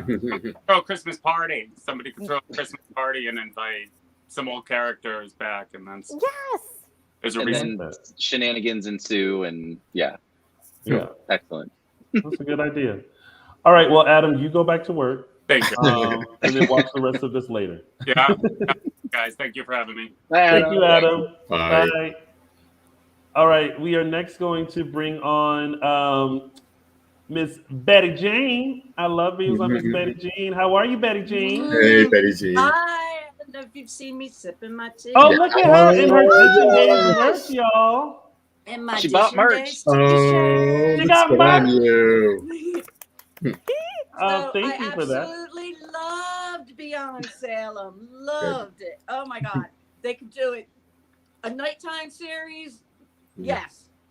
I'm in. Special Christmas. I'm in. I loved it. Bring back old characters. Yeah. Bring back Carrie and Austin. Bring back Greta. Bring back the Wesleys. Yep. Bring back Joy. Parker needs to come see his mama. You know, they've got such a wealth of characters. And I am just waiting. I've got the he-hen brooch for considerably less than the statue, if anybody's interested. I really loved how they tied in all the history to the show. It was phenomenal. It was really great. And Leo Stark needs to move to Salem ASAP. Please. Agreed. We need him. We need the comic relief in Salem. Yep. Yes, completely agree on that. So, Betty Jean, same question. Which character would you like to see spearhead a Beyond Salem spinoff? You know, I'm kind of sticking with the Alamains. Vivian Alamain and the Alamains. Yeah. Okay. It would tie in great with the storyline, and there's so many other characters that they can incorporate with that and tie it all in. I love how they brought Drew in. I knew right away when I saw that he was in the light-colored suit. That was the key for me. Yeah. I've been watching the show for so long that when I saw that light-colored suit, and there was something about his hairstyle a little bit different, and I'm like, that's not Shane. Yeah. That was not Shane. So didn't even pick up on that. I was just like, oh, hey, Shane. Yeah. Awesome. Well, Betty Jean, thank you so much for sharing your thoughts. Love you guys, and thank you so much for this. Of course. Thank you. So good seeing you. Good to see you. Bye, Betty Jean. All right. Now we are going to add Aaron and Tommy, who just started a wonderful podcast called Queers and Soaps. They have been like given history. Yes. They have been going and reviewing like past things. Yeah. And they are lovely and amazing. And I had a wonderful conversation with them via Twitter about Beyond Salem that I was like, you know what? Let's find out from them how they felt. So everyone, please welcome Aaron and Tommy. Hello, boys. Hey, guys. Hi, guys. Hi. Hi. Thanks for having us. Of course. And you guys make sure you follow them, Queers and Soaps, on social media. So what did you two think of Beyond Salem? It's everything I needed from Days. Like, how Days used to be really fun. I mean, it's still fun. I love it. Don't get me wrong. But just all the little hits to the history. I just love that part of it. My only downfall was I spent I'd wake up early for work, and I never get up early. I have to get up. But I would wake up so I could watch it, just hoping that Carly Manning would show up. I was just like, come on, Crystal Chappelle. Come on, Crystal Chappelle. Yeah. I kind of got her in form of a name, but... I loved it. Going back to what you guys were saying, everything from the opening credits, the 2 opening credits, which I was not expecting. The 90s vibe, so many familiar faces. One thing I loved that I know is like a weird thing to harp on is the exterior shots. A simple establishing goes a long way. Like we would joke like, oh, we know we're in Phoenix, cactus. I just feel like if the main show did that, it would take it to another level with their low budget. They used to do, there was a period of time on the main show where they would do like, they had exterior establishing shots for like the Demira Mansion, and then it was just a brief period of time and they stopped doing it. And I've always been curious, like what, I think The Bold and the Beautiful does it on the regular. But yeah, it definitely adds something, and I'm just curious why the choice was made to do it or to not do it. But yeah, it seems to resonate with viewers. So And I believe the way that you say the name is Von Leuschner. Thank you. I could not get that for the life of me. I couldn't get it. So, Aaron and Tommy, same question. Which Days character would you like to see come back and spearhead a Beyond Salem spinoff? Okay, since people have said the Alamains, I'm going to go with, I want Will, Sonny, Chad, and Leo to have to go on a road trip, make it kind of like Tu Wong Fu style. Chad and Abby's had issues, again. They'll never not have issues. So, like, she goes away, and they're like, let's go save your marriage. And they end up having to revisit their drag characters because their car broke down or something like that. Just something. They need money to fix the car. Yeah, because it showed how funny that those four characters could be. Yeah, they got to do things they didn't get to do on the regular show. Yeah, so that's what I want. Agree. I had mentioned this. I don't know if you remember, Tony, that Demira Island, how people are always getting sent to an island. Oh, yeah. So I would love it if they did like a storyline like Escape from Demira Island, and like whoever's on that island, like Sarah, I don't know. There's a couple people now.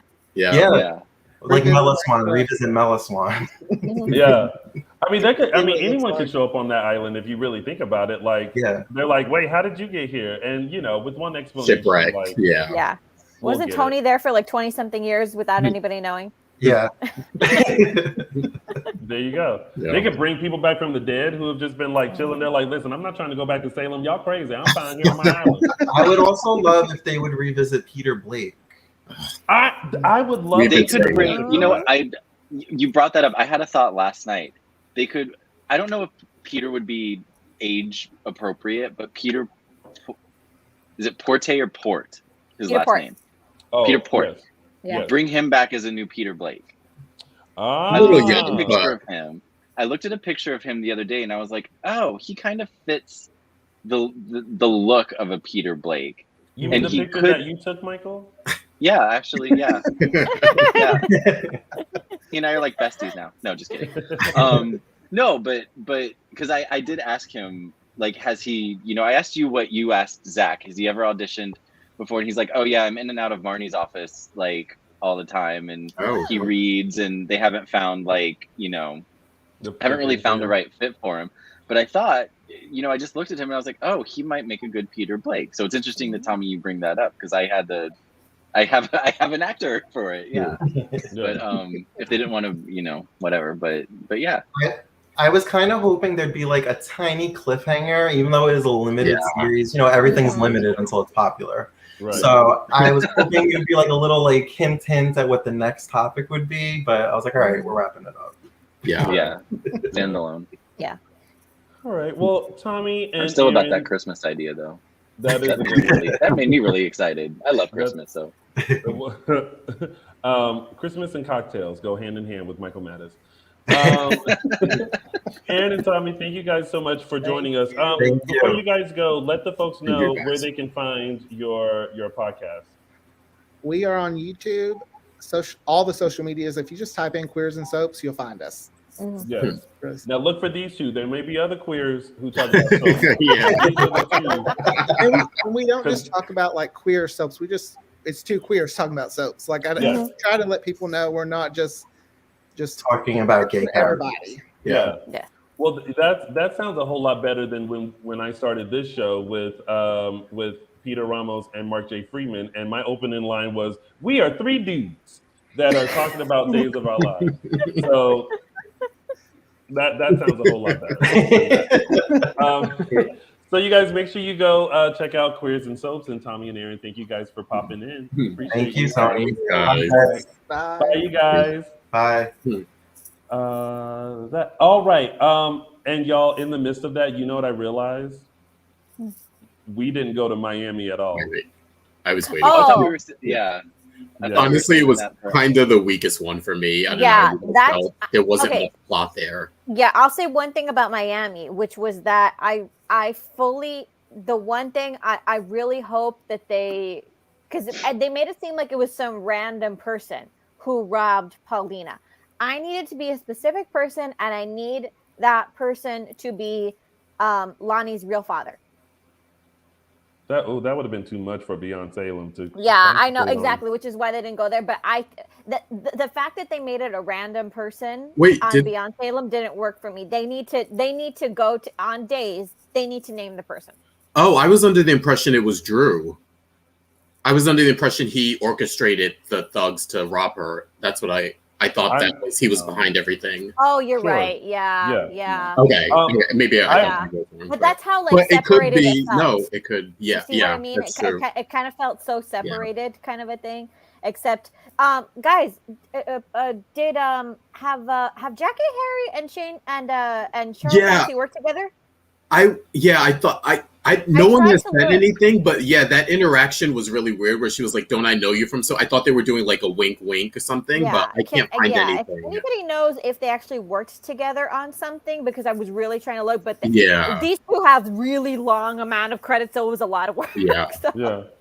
I will say this. First of all, the Miami portion was very interesting. This whole time we thought it was Michelle Obama. It was some other Michelle who landed on a jet ski to come in. But I also have to say this.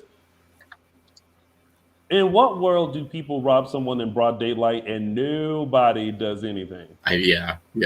All them people in the background were just kind of like looking cute. And I'm like, is someone gonna run? Is someone gonna be like, stop, like, y'all ain't gonna. Did you notice how they brought, and maybe this wasn't news all over, but they kind of made it like it was similar to what happened here in Beverly Hills a couple months ago. I was just gonna bring that up. Yeah, I was like, where those people like got robbed in broad daylight at a crowded cafe at gunpoint, and they actually she was like, "This is just like what happened to my friends in Beverly Hills." I thought that was an interesting thing to bring up, an interesting way to kind of explain that. I will say the one thing I did like is I liked the four of them, the energy that they had, and I liked their camaraderie. And I felt like we don't get them sort of happy like that a lot of times. I feel like they're always dealing with something somber. So I liked the character iterations of them on the show, even though I didn't like the storyline. So I wish they take some of that and bring that to date. And it was a different kind of happy because it was happy, but the dialogue was still moving, kind of a thing. Whereas when I don't think that I don't think that foursome should have been brought back to Salem during the daytime. I think that they should have just left that till maybe like next week. I'll discuss that more later.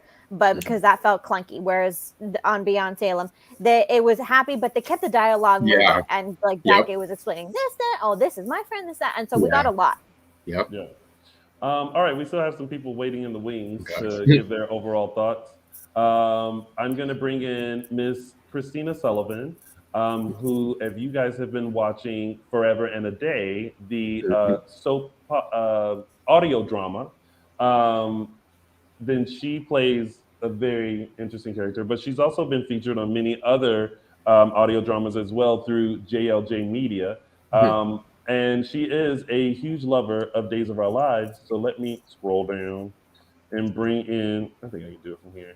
Can I? Hold on. What's going on? What? It's live television, people. Oh, wait, hold on. Why is this? Okay, hold on. Let me try to make this bigger. Lord, here she. Oh, wait, no. Why did it move down like that? He's always trying to make it bigger. Here we go. Trust me, I don't have to make it bigger. Here's Christina Sullivan. Hi, Christina. Hey, everyone. Hey, Christina. So, Christina, thank you so much. Thank you to all of y'all for waiting. I had a different timeline for the show, but here we are. What did you think of Beyond Salem? I thought Beyond Salem was really good. Overall, I just loved it because it was so much fun. Like there were so many just moments where I just kind of laughed out loud. Like this is hilarious. Like when Jackie was like, "I say, ignorant, stupid ass." Or like, you know, when Kristen and Billy were at the cafe flipping tables, like their whole exchange was just so funny. But I think one of my favorite things about the show is that they went into so much recent history and old history that if you've never watched before, you can kind of get what's going on, or if you hadn't watched in 20 or 30 years, you can kind of catch up real quick. So I felt like it was really good for everyone to just kind of jump in and enjoy it. The only thing that kind of confused me was like, why wasn't Carrie and Austin included in like the opening credits and the promotional photos? Like that was the only thing that like kind of boggled my mind a little bit. There was Christy addressed it. Replied to someone. She replied to someone. Why they're not in the credits? That doesn't really explain this. Why they weren't in photos? She said that they couldn't stay to do the photo shoot. They were both flying back somewhere. Like the schedules didn't align or whatever. But that doesn't explain why they weren't in the credits because they did play a pretty big. Yeah, the credits thing didn't make sense. We're not sure about that. Okay. Yeah, they could have still like taken a photo and said, I don't know, photoshopped it, but they didn't. And Charles too. Charles wasn't in any of the photos either. But I guess there's some things that they wanted to remain a surprise. I guess because Charles wasn't. We didn't see Charles until like the second trailer. Yeah, that's true. Yeah, or Leo. Yeah, but we saw him first because the trailer was premiered before the photos came out. Yeah. Well, that was an interesting thing to bring up, Christina. Now, same question for you. Which Days character would you like to see return to spearhead a Beyond Salem spinoff? Pretty much anybody that's ever been on the show. But if I had to choose one, okay, so Christian said she wouldn't come back to Days of Our Lives, but she never mentioned not coming back to Beyond Salem. So I would like Hope Brady to be the star of the next Beyond Salem season. And maybe she would enjoy being the star of the season. And I know I would enjoy seeing her. And maybe some other people would pop up, like maybe Bo isn't really dead or something. I would just love to. Or Aiden can come back and they can, you know, redeem. They can rectify that. Yeah. Jeez. Or Patrick Lockhart. She meets up with Patrick. Patrick Lockhart. Oh, Patrick Lockhart. That's a good one. My hair is funny. Okay, good. Well, thank you. It will be interesting to see, though. To your point, Christina, like if they choose to do another season or series, whatever you want to call it, who they might be able to entice to do that versus coming back to the mother show for any amount of time. That's good. Well, Christina, thank you for popping on. Thank you for waiting. Yes. James still there. We love you, James. Thanks, Christina. Bye. All right. So now we have, speaking of Forever and a Day, the co-creator of Forever and a Day and host of, I think it's Soap 411. Is that what it's called? She's looking at me back like, Tony, how don't you know this? Listen, I have a lot of things to remember. It's a busy gal. Yes. But speaking of being a busy gal, let's bring on Miss Candace Mack. Hey guys! The Candace Mack, who goes down in the Dishin Days history as the first and only person to give a acceptance speech. Yes. Of being named Fan of the Week when we used to do it back in the day. Right. And my tiara twin. There you go. Because everybody should wear a tiara every day. You leave the house with a tiara because you are a queen. You're a queen. You're a king. You should wear a crown. Yes. So, Candace Mack, your overall thoughts of Beyond Salem? I love it. Yeah. I cannot really explain in so many words how much I love this show. I love the promotion. Anybody who knows me knows that this was my big thing. I was like, oh my gosh, it's on CNN, it's on Yahoo, it's on Daily Mail. I'm like, it's everywhere. I love I think everybody has said this one word. It was fun. Yeah. It was such a relief because Monday through Friday is all the drama. It's like, oh God. But for those, waking up every morning, and I was one of those who woke up at 6 o'clock in the morning and watched the show before I went to work. It was something to get up to. It was something to wake up to and be like looking forward to it. And it made the week go by fast, in my opinion. The adventures, seeing old and new characters, interact with each other. You guys said it, the history. The fact that they chose the 90s, which, if you ask Days fans, that was the popular era. That's when you had the adventure. Yeah. Great stories. Yes, great, like iconic stories. Yeah, you had iconic characters, iconic storylines. The fact that every which way you look, Peacock. I'm like, okay, we know it's on the Peacock network. Peacock. Then I'm like looking at the colors of the jewels, and I was the last one. Yeah, I was like, the colors. And then I was like, I would be back. But also, I can't get you with that thing going down. That's gonna be in my head. The fact that Deidre Hall did the opening intro. I mean, come on now, that was a moment. That was a moment. Yeah. I mean, oh man, you had the franchise of the Housewives. You had what was his name, Lewis, who was Lisa Rinna's dance partner from Dancing with the Stars, was on there. That's right, yeah. And I'm like, wait, I know what? Do I know him? And I'm just like, okay, revoke my card. I felt bad for not knowing him. I love the fact that, with Sierra, I love that they used Bo and Hope's history on her regarding her being undercover. Like, do you know who her parents are? She can carry it. She can do it. So it's making me question on regular days, could this be a thing? Could Sierra be a cop? Could she be, an ISA agent? I love the fact you guys said that you guys noticed the color on Drew. I noticed how he was towards Ben. Yeah, that was a big signal. And I was like, wait a minute. Shane, that's the guy that killed Drew. I was like, okay, something's up. Something right. Right. And so I also was thinking between Austin, Shane, and Yummy Graham.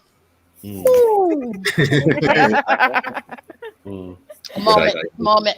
I was wondering who was on which team, who was on the good side and who was on the bad side. And I think that was an interesting part of the show. It's just you were trying to figure out this mystery of like who took this, who did this, who did what. Of course, another highlight was the boys. Arizona came through. Phoenix, Arizona, you came through. Yeah. I love Zach. Zach, no offense to Freddie Smith, I love him. Zach brought new life. Yeah. To Sonny. Chandler and him, and then you have Billy Flynn. Billy Flynn, you earn more respect. You know what? In honor of Billy Flynn. Let's just go my picture here. In honor of Billy Flynn. Because he did his thing. And he made a lot of us realize that he is a lead actor on Days. They need to write this stuff for him on the main show. Yes. And because it was nice to see Chad loosen up a little bit. It was nice. And I think that's what it was, is that everybody was having fun. Like, you got to see the characters in a whole different light. And then you have Greg Rickard, the MVP of this show. Yeah. You couldn't do some of the stuff on the network, and I think that's another reason I loved it. Oh my God, it was just a relief. It was such a good time, and I'm just gonna say it. Season 2, let's go. Yeah. Well, speaking of season 2, who would you like to see spearhead the Beyond Salem spinoff? Teresa. Yes. And Penelope. Calliope. Calliope. Oh, that'd be a good one. I need her spirit. I need her soul. I need everything in that. Also, they said it earlier, Carly. Lawrence isn't dead. in my opinion. I'm sorry. Sorry, but I just would like to see. I would just like to see, and I think, you know what? Whoever from the old mix in with the new. I love that format. They all have kids. They all have kids. You know who else? Teresa's brother, Andrew. I was just thinking that. Stephanie Johnson. Oh, I'm sorry. Yeah. Chelsea. Where all the kids go? Theo. Right. Theo. JJ. You know, it's not just JJ. Joy. Can we get Nancy? Joy, Nancy I know. yeah. Like, okay, like Christmas time in New York, we can have, Christmas, New York, go back to Arizona. Who else is Mexico? Johannesburg. There's so many ways that they can go. Can we go to Africa, South Africa to see Eric? Oh, yes. Well, look who he's moved on with.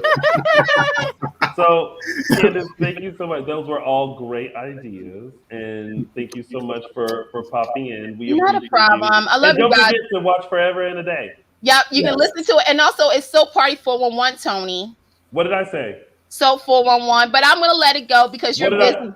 What did I miss? Oh, you missed the party. Yeah, So Party 411. Oh, okay. It's okay. It's okay. You're a busy person, Tony. You have so much going on. So much. Look, I have to deal with these people. So yeah. And they have to deal with you. And they have to deal with you too. People. I'm not that much.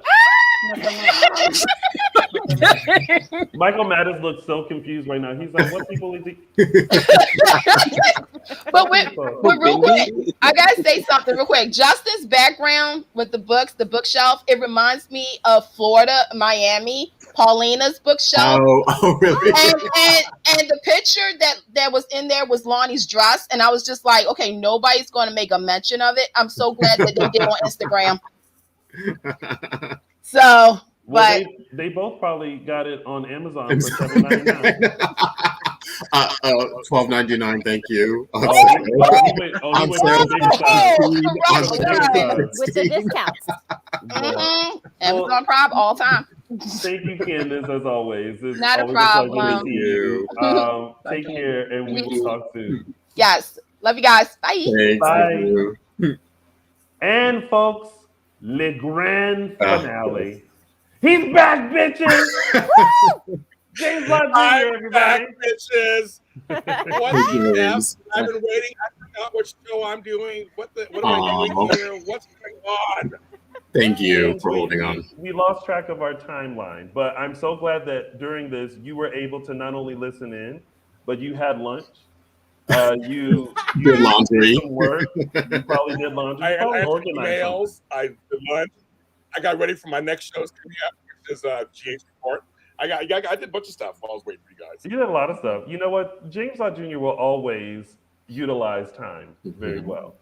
And then as long as he stayed on, we gonna quickly bump him off. James, what did you think about Beyond Salem? Because James and I talk pretty much every day during Beyond Salem. It was our ritual early in the morning. We'd be like, "Did you watch it yet?" And I'd be like, "Just give me 1 second, girl." Like because James wakes up before me, and he had already watched it. I was in the midst of watching it, but then we would recap it later. So I already know what James thought. But James, you let the folks know what you thought of Beyond. Well, I'm gonna do something a little different. And hello, everybody. Hello, everybody. Hello, everybody. Hey. I'm just doing a little different because everybody just about kind of covered everything.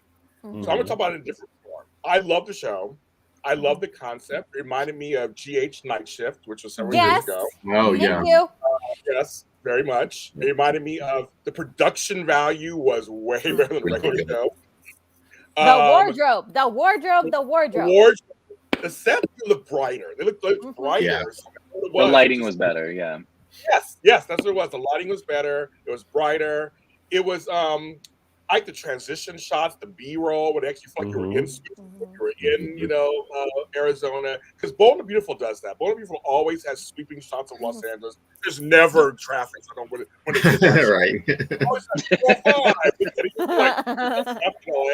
right. But I thought that Dave really put together something that was very interesting to be a package.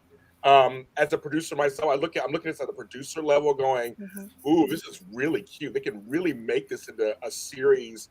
Like you said, Christmas next February, the anniversary time. They can really do a bunch of these. They're trying to promote Peacock, so it all made sense what they were doing behind the scenes, all the different clues and things. It made sense.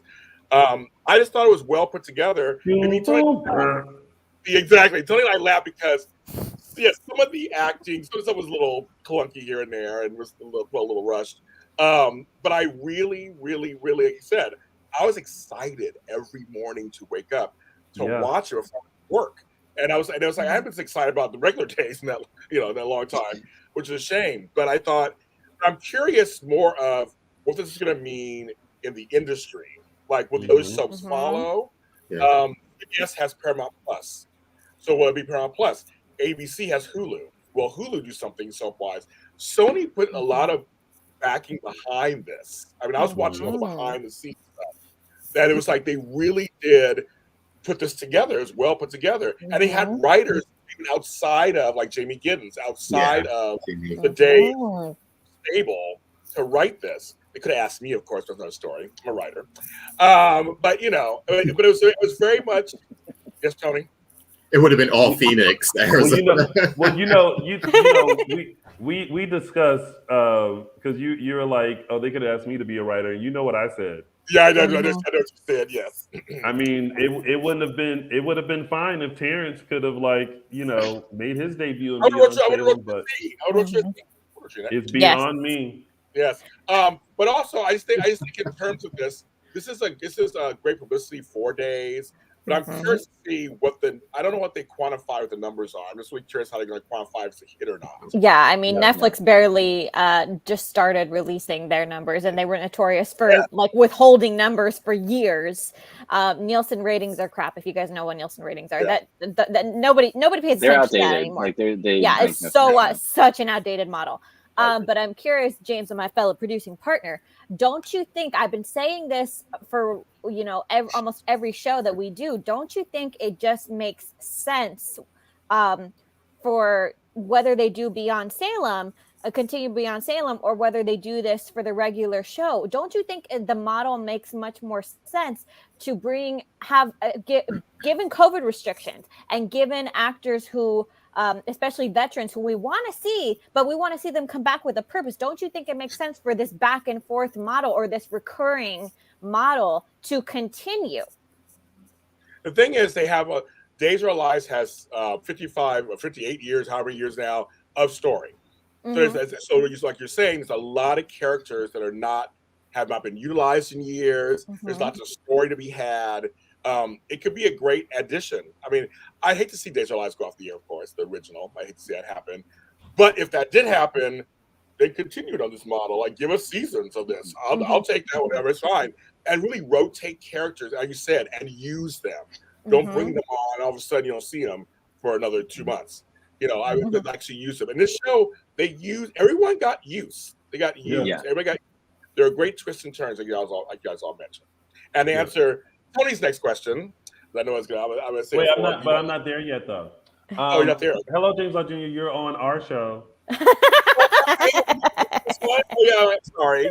I'm sorry. I forgot.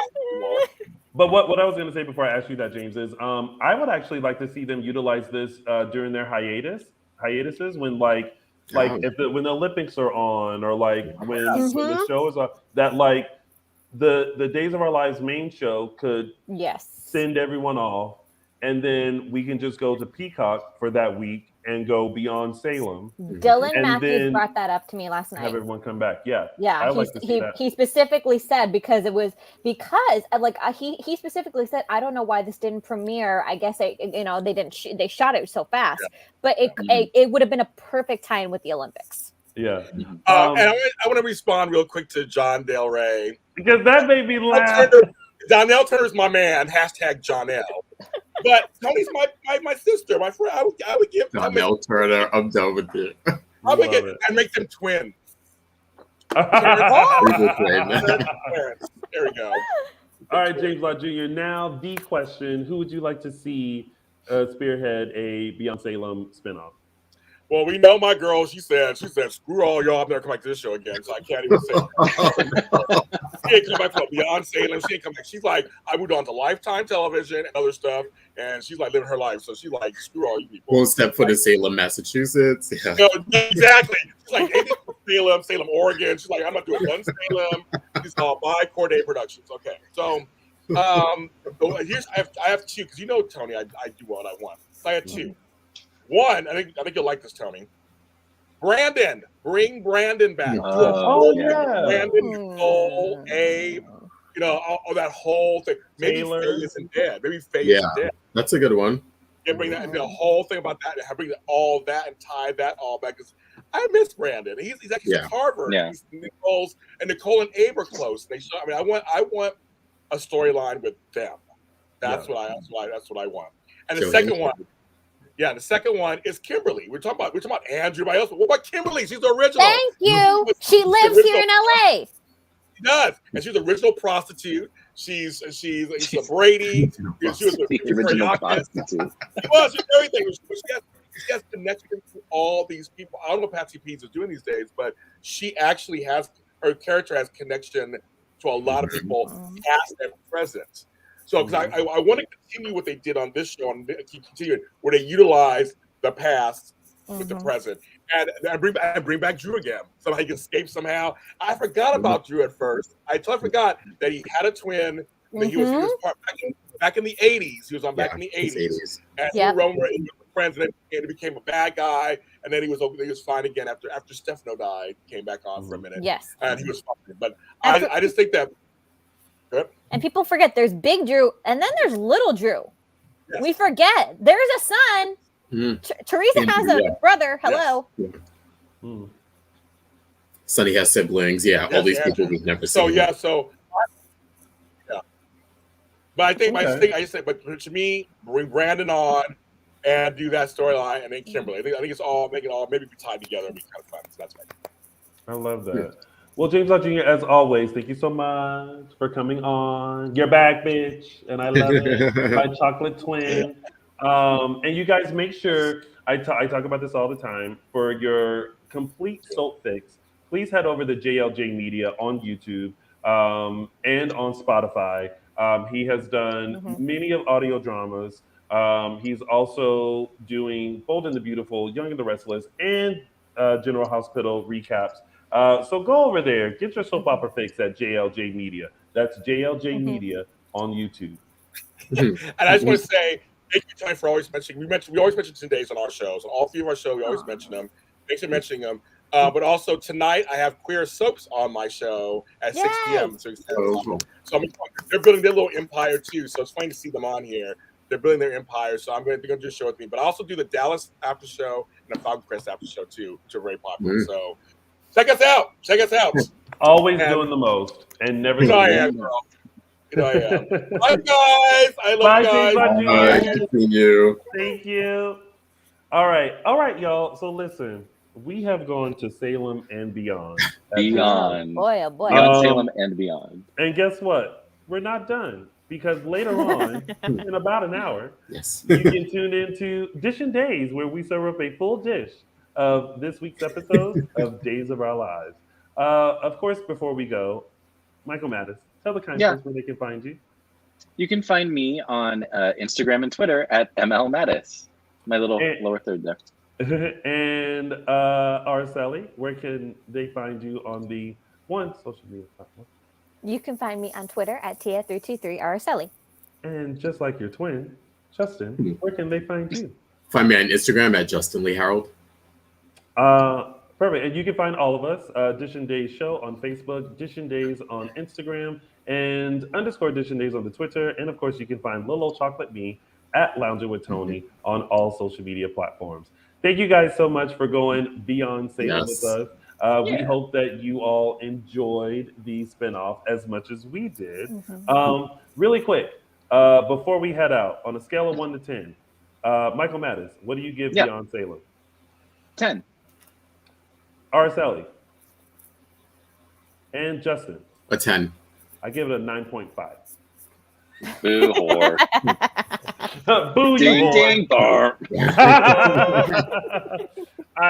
We all thought that this was an amazing spinoff. Yeah. If you haven't seen it, please head over to Peacock right now and stream it. All 5 episodes are up, or if you've already watched it, relive it again. We hope to go Beyond Salem with you again, and hopefully they will have a part 2. But in the meantime, keep Dishin Days with us. Enjoy your Sunday, and we'll see you in a bit. Bye, everybody. Bye.